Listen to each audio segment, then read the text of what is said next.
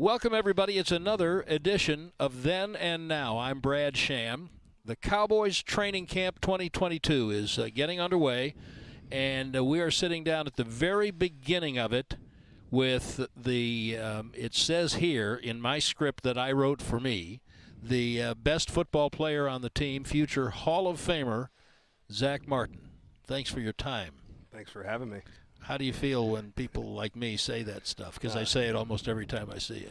I don't know. I get a little weirded out. I'm just, it's a good honor. It's a great honor for you to say that. I mean, obviously we've got a ton of studs on this team, and some guys I would argue that point too. But you know what?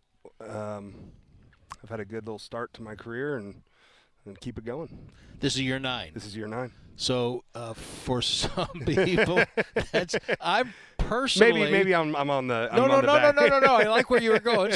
Follow your instincts, because I like the notion that you've had a nice little start, which would indicate that there's quite a bit more yet ahead. What does the calendar say your age is? I'm 31 years. I'll be 32 in November. You're just a child, and you really offensive lineman. You are at the age that you could theoretically play almost as long as you have already played, if you wanted to. Theoretically, you could play. You don't think you play another 8 years, 9 years? I don't know. I'm just going to take it 1 year at a time, and. It's funny, when I came into the NFL, I always had this goal: I want to play 10 years, I want to play 10 years, I want to play 10 years. And now kind of when I'm approaching that number, and I've just kind of always told myself, once I get to that 10th year, I'm just going to go until I feel like I can't go anymore. I don't want to ever keep playing when I see my play start to go down. I think that's I'll know it'll be time. I don't want to hang around and just collect a paycheck. So whenever that time comes, then it'll be time. That has a lot more to do with how you feel about it than any number of years or age, does it not? Yeah, definitely. I really am feeling great. I mean, I feel as good this year coming into camp as I have the last probably 3 years. So I'm feeling good. I'm healthy right now, knock on wood. So just going to keep going until my body tells me no. The last couple of years obviously have been very strange, COVID, and yep. Even last year's off-season wasn't quite normal. Right. Have you, through all that and now back to what we hope is normal, made any changes or concessions to age and experience about the way you prepare in the off-season? Yeah, I think 2020 was a tough year for me. COVID year. First time I really missed extended time. Kind of felt my body a little bit going, and I kind of made some adjustments going into last season that I think really helped. And I was pretty proud of I'm sorry, what were those? I think I was just smarter in how I trained in the off season. Obviously we've got a great strength program here, and it's a lot of we really push ourselves in the off season. And I think just kind of learning, like, hey, we're in March, season's in August. Or in July, we start training camp. Just be smart throughout that time. Make sure you're feeling as good as possible going into the season. You don't have to beat every single number every day in the weight room and on the field. So some of that, and then I definitely started spending a lot more time on my body during the season. Started seeing some different PTs and just really investing the time, because when you come into the league, all the older guys are saying you got to take care of your body. And it's like, oh, okay, yeah, no, I feel good. And 2020 was the first year where I kind of started feeling the wear and tear a little bit. So I've started to take more time to take care of myself, and I think it's really made a big difference. So your rookie year was 14? 14. And in 14 and 15 and even 16, yep. What day of the week did you start to, in-season Sunday game, when did you start feeling good? And when is it now? Now? I mean, I think also, back to the point, I think the staff has worked with me too over the last couple of years. Training staff or coaching staff? Both. Last year, a lot of the time on Wednesdays, I'd do more of like an individual type deal. A lot of the team stuff, I didn't, wasn't out there every single rep, and I think that helped a lot to get my body back for starting feeling good on Thursday. But when I was younger, man, I felt good on after our off day on Tuesday. I was feeling good and ready to Let's roll. go play Yeah, again. right, exactly. Now it's about Thursday afternoon where I start to feel a little better, and then Friday, obviously, we get a little time to ourselves on Friday to start doing those things we kind of talked about, and it's paid off. The last 3 years, in fact, Mike McCarthy brought something in that was different than anybody had seen with the kind of lighter day rehab day on Friday and the practice ramp up on Saturday. Very unconventional. I think I've read quotes where you said you really like that. What is it about that you like? I do really like it, and the first year it was a little different because let's see, 6 years of doing it the same way, and it changes up a little bit, and you kind of got to buy back into how we're doing things. But I think last year really made it different. It really allows you, because if you think about it, we would practice pretty hard on Friday, and then Saturday be a walkthrough. We play a lot of primetime games, a lot of 3:30 games. So, we would have a big practice Friday, and the next time you'd really get a good sweat in was game day. So you're going almost 48 hours without really starting that workout, getting your body ready to go. So I think our new schedule allows us to not only, get 2 good work days on Wednesday, Thursday, get a little recovery on Friday, and then Saturday, it's not long, but it's get out there, get a really good sweat, a little bit of timing in some of our opening plays type deal. And it just kind of starts that clock where you're getting good work, you're getting a sweat in 24 hours before the game. And I think it made a difference. For me personally, I think a lot of guys on the team have really bought into it, feeling better on Sunday. I like the then part of then and now because it frequently doesn't have anything ostensibly to do with now, except that's what fueled you and shaped you and made you. So what was 10 and 12 and 15-year-old Zack Martin thinking about football? I started playing football young, so I moved to Indianapolis. I'm originally from Kansas City. I moved to Indy when I was 8 years old. Chiefs fan before that, or did you care? I didn't really. My whole family's from Kentucky, so I didn't really my parents didn't have a team, I guess, growing up. So yeah, I rooted for the Chiefs a little bit, I guess, when I was young. When I moved to Indy was the year they drafted Peyton. Oh, so well. Done deal. I grew up. How many horseshoe shirts and things did you have? I grew up big Colts fan and big Peyton Manning fan. So I grew up in a good time to be in Indy for a football fan. But I started playing football at 8, like tackle full padded football, 3rd grade. So my dad was a college football player. So he was my coach early on. And I was always on the bigger side, always an O-line, D-line. But played football, played all kind of sports in grade school, and then I was really a basketball guy. I was obsessed with basketball all the way up till probably my sophomore year of high school. Playing it, AAU, the whole 9. And then were you a 4 or a 5?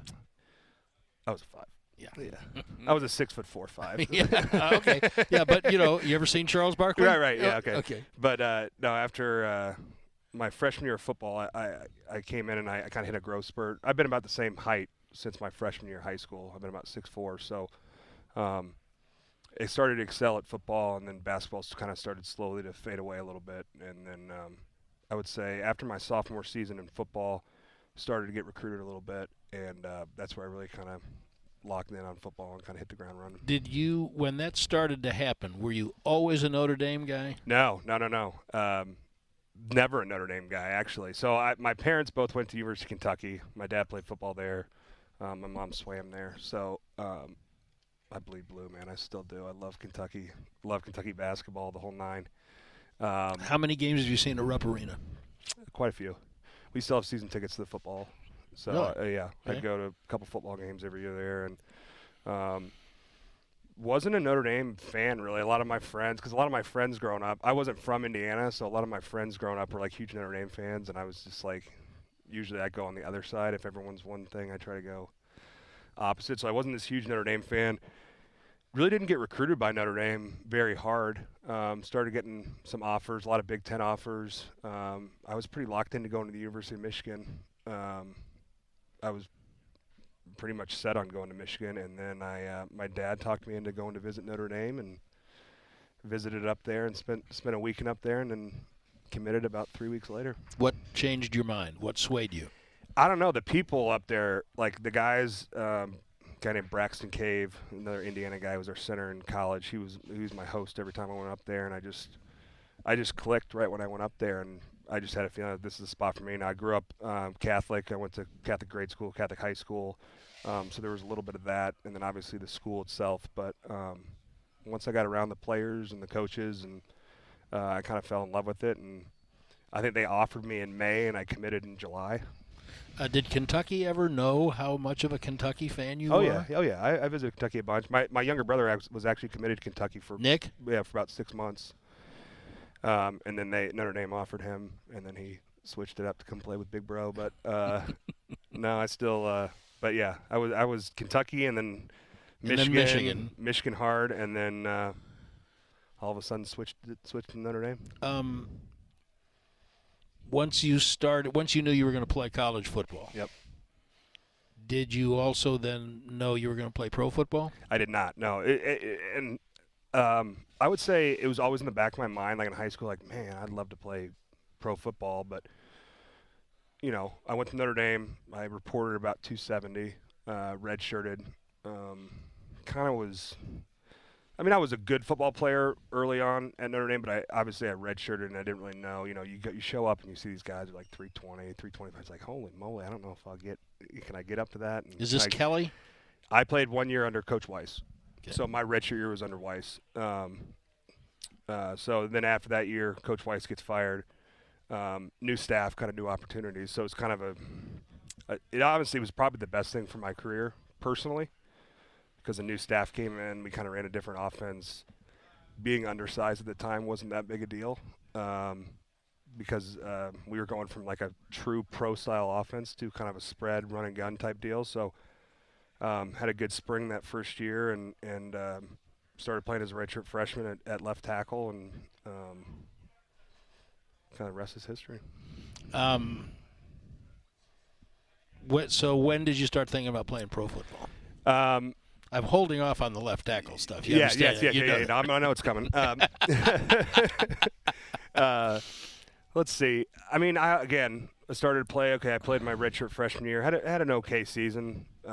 Nothing special, but you know, I was 19 playing college football, big college football, and I played all right. My redshirt sophomore year was okay, a little bit better, a little bit bigger, and then my junior year, we got a guy, a new offensive line coach, guy by the name of Harry Heastan, very well-known, high-regarded offensive line coach. And that's when it kind of started to click for me. And that's when I really started to figure out, like, hey, I'm going to have a chance at doing this. Did you figure it out, or did someone say to you, you know, if you keep doing this, you're going to play on Sundays? I kind of always in the back of my mind thought I could, definitely. I think with him coming in, and he had just been with the Bears for like 6 years before. He spent 1 year at Tennessee, University of Tennessee, before he came to Notre Dame, but before that was in the NFL. And I don't know, my confidence just kept growing with him. I started to like a lot more what I saw on tape. I started to get bigger, stronger.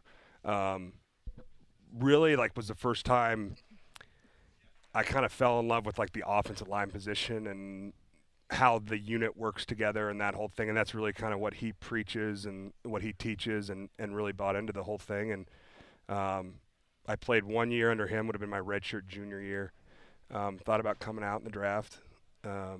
He talked me out of it, and it was really probably the best. What did he say to convince you to stay in school? He told me, hey, I've been in the pros. You can go, you know, if you leave now, someone will probably take you fairly high, second, third round. I think I got a second round grade.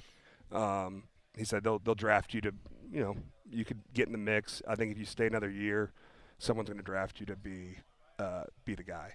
And so I came back another year, got bigger, played really well my fifth year, and was able to go there in the first half of the first round and be a plug-and-play guy right when I got drafted. I want to stay with that offensive line coach thing for a minute. I'll never forget Mark Stepnoski was the center, of course, on the Cowboys Super Bowl teams in the 90s, and he left for a period of time, became a free agent, went and signed with the Houston Oilers just before they moved to Tennessee. Then he came back. And I remember talking to him when he came back about what, now that he had been a free agent and changed teams twice, what attracts you to, as a free agent, to decide where you're going to go, because everyone thinks it's just money. And he said, no, it's not just money, because everybody, you know what the market is. You're going to make what you're going to make.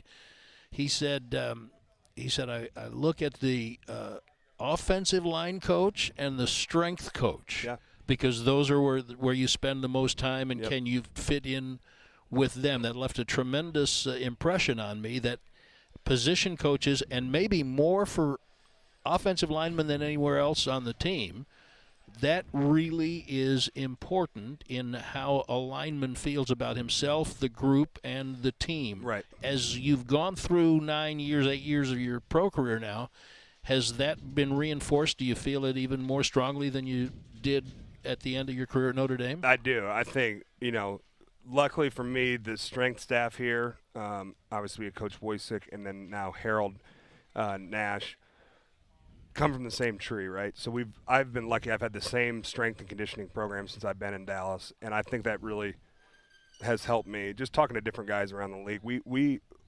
lift, and I think we do things the right way here. We really put time in to our off-season program, to our weight room, and I think it pays off, in the season. And then offensive line coach, the exact same way. And you've had a few in your 8 years. I've had, 1, 2, 3, 4, 5. Who was it when you came in? Callahan. Okay. Pollock. And Callahan was one of the best in the Callahan world. was great. Was excellent. Okay, then Pollock. Yep. And then Paul from Cincinnati. Was he the next Paul one? Alexander. Paul Alexander, and then Colombo. And then now Coach Philbin. Coach Philbin. Yep, so 5 in 8 years. They're not the same guy. They're not. And, it's been good for me. I've always had my my foundation of kind of what I believe in blocking, and that kind of stems from the college coach that I come from. And then, take things along the way from different coaches, obviously. And then that's been the nice thing. I really enjoyed all of my offensive line coaches I have. I really have. I'm not just saying that. But that's been the nice thing with Coach Philbin coming in. He comes from the same tree as my college line coach. So a lot of the drills that we're doing now at practice are literally the exact same drills I did throughout college. And it's been kind of nice to refresh and get back into that world and those kind of mindset and how you move people in the run game and different things like that. So it's been good these last couple of years. I've really enjoyed it. This line has undergone a bit of a metamorphosis since you came in. Yep. And there was the 1 year before Doug Free retired. He was the senior guy, right? Yep. And so then it was you and Tyron and Travis. Yep. And Lyle came in, and Ron Leary was here, and this is a different line it is now. And I think it'd be very instructive to hear you talk about how and why, and are you trying to do the same things that you were trying to do back then? As far as technique, schematically, technique, I think because it's not as simple as there's a guy, block him. It's not that simple. No, not at all. And I was very fortunate. Kind of go back to where I got drafted. The pieces kind of fell into place for me a little bit. I got drafted to a team who had just invested a lot into their offensive line, a lot into their run game. I came in. We didn't have to throw the ball my rookie year 40, 50 times. We really ran the ball 40 or 50 times, and it was kind of a nice transition for me, at least, coming into the NFL, where I could do a lot of the things that I was good at and maybe learn a little bit more in some of the areas that I wasn't quite so good at. So I do think I was in the right place at the right time when I came in for a young player. But to answer your question about the offensive line, I mean, obviously we're different. I think everyone wants to compare us to the 14, 15, 16 line, and, we're a different line, right? We were very good back then. I think we have a chance to be very good with this line too. But I do think it's different. I think we're doing some different things, which I love. And as far as technique-wise, when you really dive into it, some of the stuff we do. Are they difficult or relatively easy to explain? I think it's easier to do the stuff we're doing now than it is the stuff we were doing when I first got here. Not to say, one's much better than the other. But in my personal opinion, what we're doing now is it simplifies things, especially for young players. But I'm excited for this year. I think we've got the capability to be a very good line. I think the most important thing is when we're going to stay healthy. I think that's been one thing really, when you look back, I don't think we've been healthy the whole year as a unit since probably that 2016 season. So I think number one is stay healthy.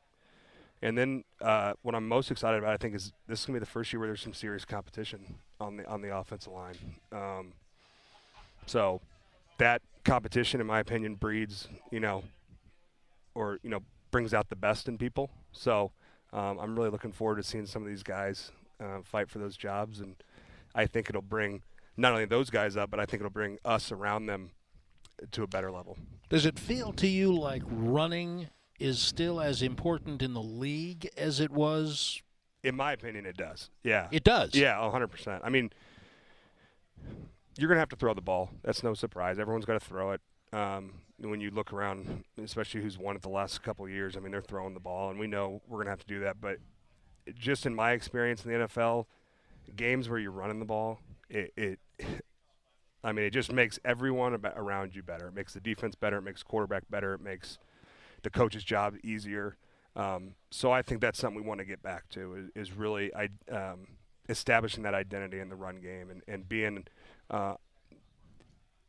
a unit the team can count on. When I first got here, I think that's kind of the offensive line was looked as a unit that, hey, these guys are going to go out and do it every week. And I want to get back to that. I think the last couple of years we've been okay, but I think we have the capability of being that unit on the team where it's like, hey, these guys every week are going to come out and give us a shot. Okay, so one of the hallmarks that I try to hang the hook of this series of conversations then and now on is not to dwell on hot sports takes.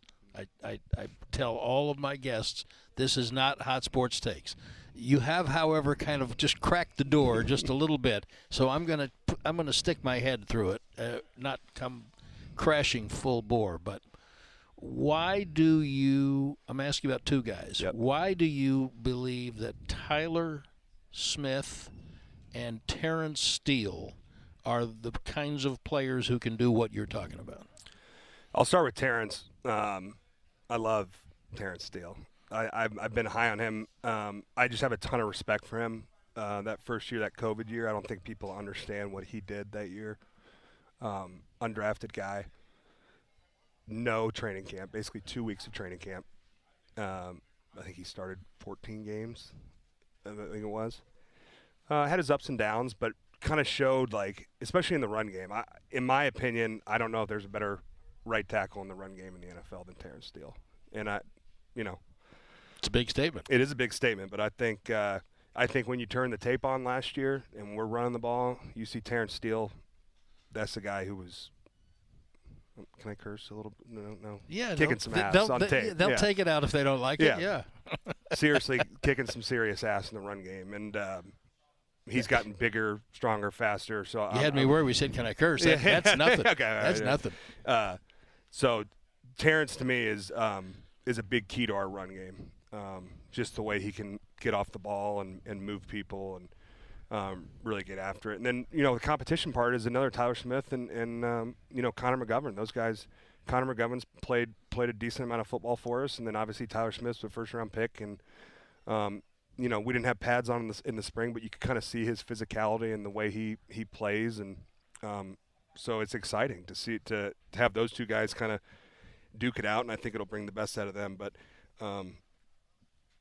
I guess I haven't seen enough Tyler Smith yet to really maybe make a statement like I just made for Terrence. But I really do.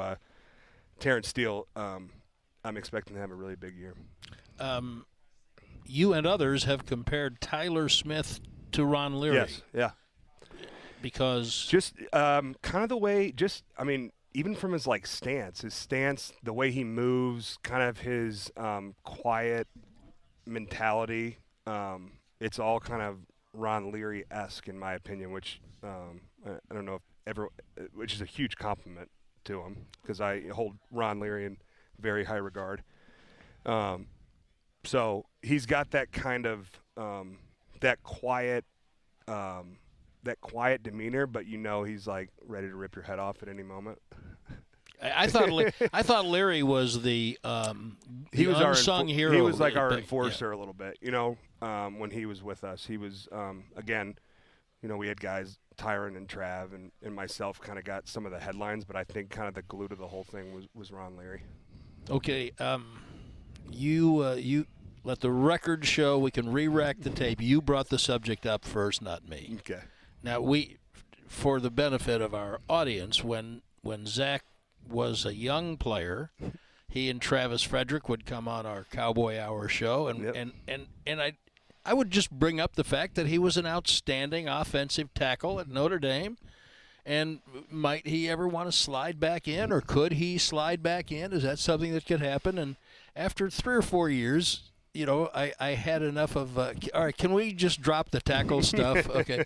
And I did drop it. You did. Yeah. Until you started playing tackle again. Exactly. Yeah. So why are you, because if something, heaven forfend, happened, you could pop out and play either tackle right now. Why would you like people not to think of you as the swing tackle as they're trying to build this team? I think the biggest reason why I would, as far as like a team-wise, whenever you have a guy that goes down, in my opinion, it's not beneficial to move multiple pieces of an offensive line. So that would be my biggest argument with it. Now, yes, in emergency situations like that in 2020 where I had to kind of kick out for a couple games, yeah, I can do that. But in my opinion, there's a lot of value to find a swing tackle, get those reps, and then if something does happen, that guy goes in, so you don't have to mix up your whole line. Because in my experience, when you move multiple pieces, it's not quite as good as moving one piece. So draft day. Yeah. You by now certainly know all the stories about what was allegedly going on. Yeah. In the Cowboys war room. Some people wanted the quarterback from from Texas A&M, and other people most decisively did not. What were you hearing, and what did you hear? What were you hearing that night? Who did you think? Where and who did you think was going to take you? Like before the process, and then after the fact, what did you hear about what really happened? So I did come down to Dallas for a pre-draft visit, but that was really the only contact I had with Dallas in the draft process. And my visit was pretty normal. Like I met with Coach Callahan and Coach Pollock, met with Coach Garrett, Mr. Jones, and kind of did the whole song and dance, and then went home and didn't hear anything from him. So Dallas was never really in my mind. They had just drafted Travis. 2 years prior, they just drafted Tyron. So, in my mind, I'm like, they're probably – and they were defense kind of that year was what I was hearing. As I recall, there was a linebacker from Notre Dame who got hurt, went to the Steelers. No, he was Ohio State. Oh, but that was that year, right? Ryan Shazier got drafted the pick before me. So, from what I hear, if he had not gotten picked, then Dallas probably would have taken him. That's what I heard, too. Pick. So, yeah. Have you reflected on that through the years a little bit? Not really, but it is kind of crazy how that works out. I thought I was going to the Giants. I kind of had a little bit of an in with the Giants. A guy, Tim McDonald, he's a Mara. He works there now. He worked at Notre Dame my first 4 years there. So we were kind of keeping in touch, and they picked at number 12, and that was kind of a spot I thought I was going to go. Now they drafted Odell, which was a good pick, great pick for them, and but so I kind of had that. All right, if I get past the Giants, I don't know what's going to happen. And then he texted me. I remember him texting me like a pick or two before they picked and said, "Hey, we're not going to take you." And I was like, "Okay, all right, whatever. We'll see what happens." And then I was sitting there with my family. I was at home in Indianapolis, sitting there with my family, and then I think we got up to, I don't know, we had a bunch of people there. It gets kind of nerve-wracking. Maybe around like the 13th, 14th pick, after the Giants picked. I think I went upstairs to my parents' room with my now wife and my parents and my brothers, and we're kind of just watching it up there, my agent. And then my agent represented Tony Romo too. So I think it was like pick 14, he got a call, my agent did, and he kind of played it off. I was like, oh, no, it's nothing, whatever. Then my phone rings, right after the 15th pick was after Shazier was taken. Whenever my phone rang and was picked by Dallas, and it was a shock. And it was cool. I got to get on the phone with Tony like right after he called my agent. We got on the phone and talked to him a little bit. And but no, everyone was very excited to come down to Dallas. What did you hear later about all the Manziel hubbub? Yeah, well, obviously later I hear about. And that was always the thing, right? Because we were watching the draft. I hadn't watched it back. Actually, I watched it back this year for the first time. Really? I think. Yeah, I What did. made you do that? I don't know what made me do that, honestly. What was I doing? Maybe my wife. It was on TV or something that week of the draft. They were replaying the 2014 draft or something, and me and my wife, we turned it on. It was on top 10 pick or whatever, and she's like, "Let's watch it," and we watched it. And you forget how much they were going back and showing Manziel, showing back and forth, and then they picked me and crowd boos and the whole nine. But I at the time I knew they made the right decision, and I think it's paid off ever since. But again, I knew nothing really about Dallas. It was never on my radar. I'd been to Dallas the funny thing was the first time I'd ever come to Dallas was about 2 months prior, because Kentucky was playing in the Final Four in Dallas, so I came to the game. But that was the first time I'd ever been to Dallas, and then 2 months later I'm living down here. And now you're probably a Cowboy for life. I sure hope so. Yep. Yeah, I don't have any desire to play anywhere else, so I'd like to end my career. A lot of guys, mostly skill position players that I have talked to through the years who turned out to be great Hall of Fame caliber players, will say that when they walked into the stadium for the first time, they look, and maybe it was on a visit, and maybe it was right after the draft, whenever it was, and they looked up at the Ring of Honor. Emmitt Smith apparently told Michael Irvin, "I'm going to be there one day," and all of a sudden, a lot of guys think about the Hall of Fame today. They start thinking about the Hall of Fame right away. They come into the league thinking about the Hall of Fame. When did you ever start thinking about those kinds of things? Do you ever contemplate seeing your name up in the Ring of Honor? Well, I'll say this. When I first came to the league, it didn't even cross my mind. I was just happy I was a first-round pick. I was like, oh, my God, this is crazy. This is awesome. I walk into a locker room. We had a very veteran team when I got here, which made it very fun for me, because walking into the locker room, you got Romo, you got Witten, DeMarco, all these guys that I had watched, on Sundays on my couch, after a win at Notre Dame. I'd be watching these guys, and now all of a sudden I'm sharing a locker room with me. But that really didn't, I didn't come in my rookie year being like, oh, I'm going to be an All-Pro or a Pro Bowl. I was like, I want to just come in and I want to live up to the pick, right? They picked me in the first round. I want to be a guy they can count on, So then I had some success my rookie year. I never thought that I would be an All-Pro or Pro Bowler in my rookie season. And then, I think as it's gone on, I'm not going to lie, it's definitely a goal of mine. I want to be in the Hall of Fame. I want to be in the Ring of Honor, the whole nine. But that probably came later. I think after, I don't know how many years in, but, let's say after 4 or 5 years when I was having success, I was like, if I keep this thing going, I got a shot to do something special. And so that's definitely a goal of mine. This just jumped into my mind, but it goes along with how hard you guys work, and especially offensive linemen. You have just so much to do off the field. Mm-hmm. There's no need to get into the player, the quarterback who just signed a new contract that includes a clause that mandates that he do 4 hours of independent study a week. And that's an astonishing contract clause to a lot of people. How does that resonate with you? Not him, not the team, just the whole notion of that. You got to put a clause in the contract to tell you to do your homework. I'm trying to think how to say this. It's interesting, to say the least, right? Mm-hmm. I think I'll kind of tie it into myself, right?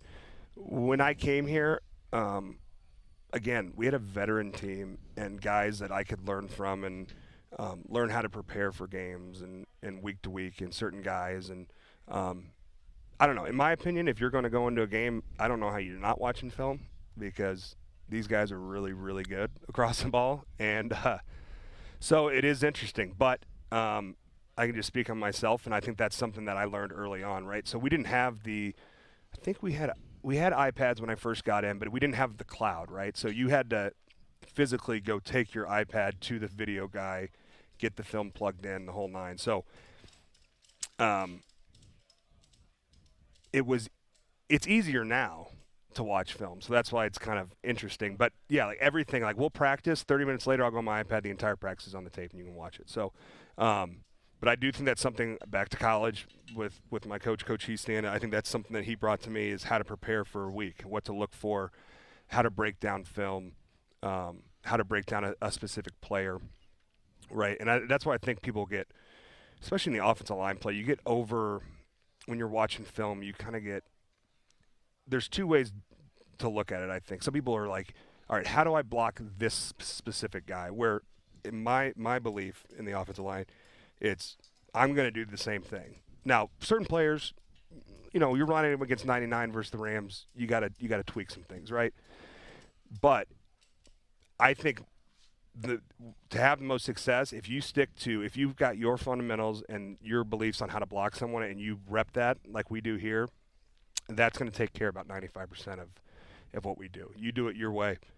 And now, again, certain guys, you got to make tweaks and things like that. But I think if you have a belief in what you're doing and you rep it over and over and over again, it just kind of takes care of itself. I'd be remiss if I didn't ask you to talk about Travis Frederick, who Yep. who you are older, but came in behind Yep. him. It was pretty clear pretty early that he was a different cat. Yes. Can you quantify how much he helped get your career going smoothly? Yes. And for people only hearing the audio, I wish you could see the grin on his face just at the mention of Travis's Travis's funny. I remember name. I texted him, and this is nothing against anyone who's played center since he's been gone, but I remember the first year he didn't play. He was gone. He retired. And I remember texting him, and I just said, you were taken for granted so much here, and I just want you to know that. Because he really did. I mean, again, back to how I was kind of fortunate and fell into place. When you play around elite players, it not only makes you rise the level of your play, but also, you get covered a little bit sometimes, right? So I was very fortunate to play with a guy like that. I think it's tough sometimes for me because I kind of when I think of a center, I think of Travis Frederick. So I think unfairly sometimes I think certain ways for different guys. But I was very fortunate, very lucky to play with a guy, not only what he could do physically, but also what he could do mentally on the field and adjustments and things like that. So we got another Badger, Tyler Biotic, and he's done an excellent job, and he's learning, and he's getting better and better. And I'm expecting him to have a big year too, kind of taking that next step and have a big year. But to answer your question, yes, Travis was probably the most underappreciated person in our building he played 7 years, probably 7 years. He was also the leader. There was the older group that they kind of flushed out to make room Yep. for all you guys. They, led by Colombo, which I thought was funny and ironic, they wore as a badge of honor not talking to any reporter. They didn't see it as a bridge to the public or being able to state Right. what they. So Travis, as a rookie, stepped right out. And he took on all interviews, and I told him many times, you're the best I've ever seen at saying absolutely nothing Yep. beautifully Yeah. for like 2 minutes, and everyone's happy. Yep. And you're that guy now. I try to be. He taught me a few things. Intentionally. That's kind of where I'm going. Yeah. No, I think I definitely, as an older guy, I don't mind talking to the media, and if takes it off everyone else's plate, I'm fine with that. And that's what Trav was able to do for all of us, was kind of it's not a burden by any means, but take on that and kind of take the brunt of that. And he did it, like you said, very well without saying too much. So I try to I'm not sure if I'm on that level with the media, but I'm trying. But it is the reason I bring it up, as we're starting to get close to winding this up.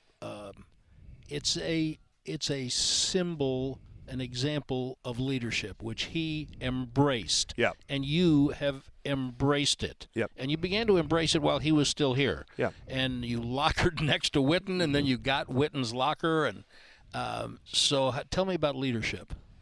Yeah, for me, leadership starts with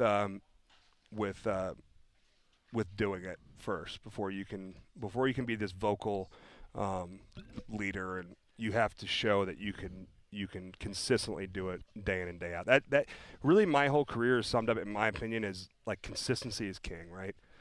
Some guys are flashy, some guys do this and that, but if you can be the exact same guy every single day, that to me, because I'm not like, I wouldn't say I'm like blessed with the to stand up in front of a room and give this big hoorah speech, right?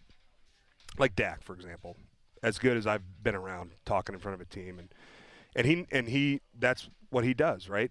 I do it when I have to, but for me, leadership, I try to show that consistency on a day in and day out basis, and I think that as much as anything is that's kind of how I see leadership in my mind. If I'm still alive, I would like to be invited to your Hall of Fame induction ceremony. Well, we'll see if we get there. Yeah. But. Oh, yeah. You'll get there. Here's one of the all-time best ever to play. Zack Martin, thank you for the time. Thank you, Mr. Appreciate Sham. it very Appreciate much. it. Will we work together long enough for you to call me Brad ever? I just feel like it's a respect thing, Mr. Sham, you know? Thank you, Mr. Martin. Then and now, I'm Brad Sham.